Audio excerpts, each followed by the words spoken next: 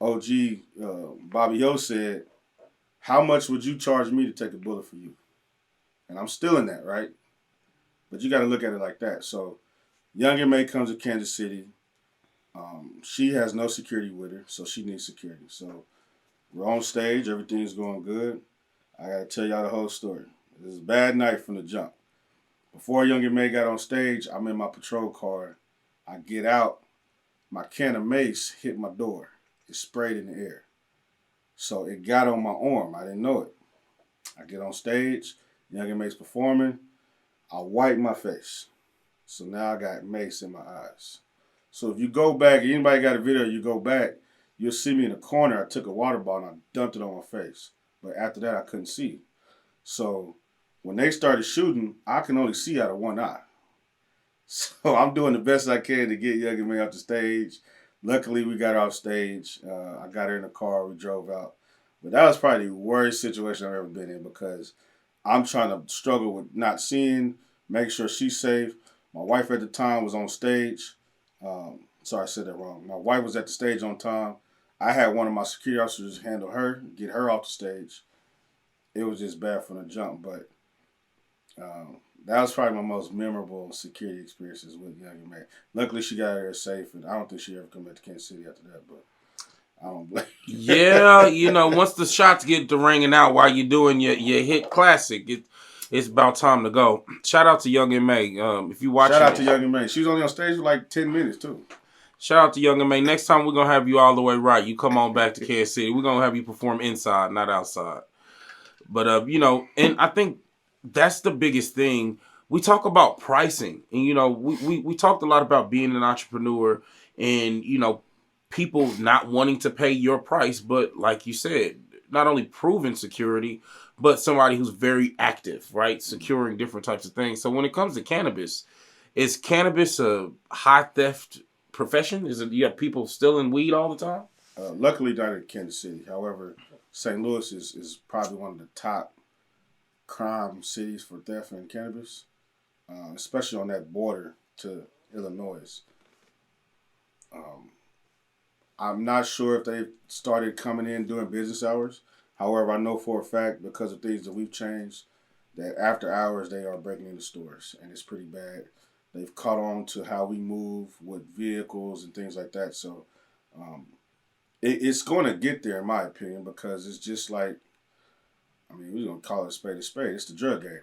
So dope boys get robbed all the time. This is no different. And this is what I try to get my clients to understand. Yes, you are more blue collar and more corporate. You still selling drugs. So we have to operate as if we are in the streets, right, with safety. And I don't know too much about the dope gang because I never was in it, but I'm sure that the trap house had guns, right? So where you stash the money, they heavily guarded. The guy who's the top dog, whether he the plug or whatever, he not walking around without the strap. So that's the same mindset that I would try to advise the corporate world, the cannabis world to have. Just protect yourself, protect your client, protect your asset. Stop relying on and depending on it's insured. Let's get to the point to where we don't have to file an insurance claim. That's what I'm about, right? We all got car insurance. But just because I got car insurance, I mean I'm going to drive reckless. I don't want to scratch the 5.0. So I'm going to drive like I got some sense so I don't have to file insurance. So that's the same mindset um, they should have in that industry. And just in security in general. So. No, I think that's huge. So, and correct me if I'm wrong. With cannabis still being illegal on the federal level, they are basically the criminals have caught on to the fact of that people who sell cannabis have to be crafty with their money and how they store it, and crypto and whatever means that they have. So if you're if you got somebody watching today who's thinking about getting in the cannabis industry or is currently in the cannabis industry and struggling with security, what would be, besides, I guess, staying vigilant, what would be a good tip for them to start, when evaluating how they should start moving? Don't tell nobody. That's the biggest thing I would advise. Like, man, it's one of those businesses where, I've been a consultant to 3 companies, right? man, y'all telling everybody y'all plan. You can't do that. I can't even. I wouldn't even suggest that you know my plan. It's too risky. And like you said, you're dealing with money that you can't take to every bank. Now there are some banks that allow you to take it, but they only allow you to bring in so much money, right? So where are you putting that other cash? I don't want to know. You shouldn't tell anybody else. I think it's one of those businesses where you and your right hand need to know. That's it. But unfortunately, you and your whole staff knows where the money's at, and that's when shit starts happening. There's a story I read a couple years ago. There was a guy in California. He had so much money, he bought a old military plane and built the monopole, mounted it on the pole. That's where he keeps his money at.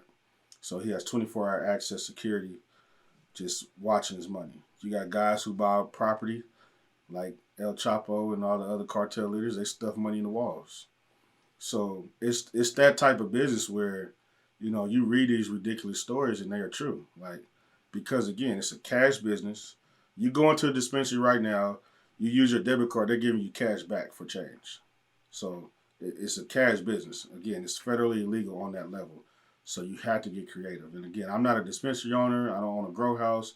I study the business though. It would be a disservice to myself to not know how my clients are moving for their safety. But you just gotta get creative and keep it in house. Keep the who know what to yourself. So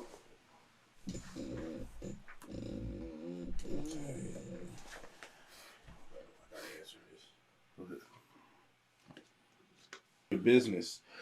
So, being in that industry so long as a liaison and really, helping people, secure the bag, so to speak.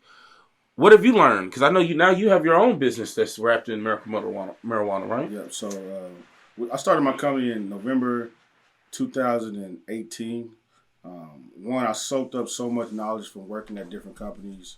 I'm not giving them a shout out, but just 5 different companies. I learned how to be the chief, how to be the Indian, how to be the sales rep, how to be the marketer, how to be the HR, everything that I needed to bring to my company. I studied it. And then, like I said, we started nightlife and we went to, schools and cannabis, colleges as well. So one thing that I've learned in this particular industry in cannabis is that things change fast and you got to be able to move swiftly. You got to be able to adjust. It's a new business in Missouri. We're still learning. It's not even, I don't even think they've cracked the seal yet in Missouri. You're looking at California, been doing this for 20 plus years. Vegas, same thing. Colorado, those are the staples of the game. We're the babies. And so we're still getting adjusted. They're still creating laws and, rules and, how you have to move your money a certain way, how you have to move the weed a certain way. And again, for my company, we're a security. We provide security at the storefront, at the grow houses.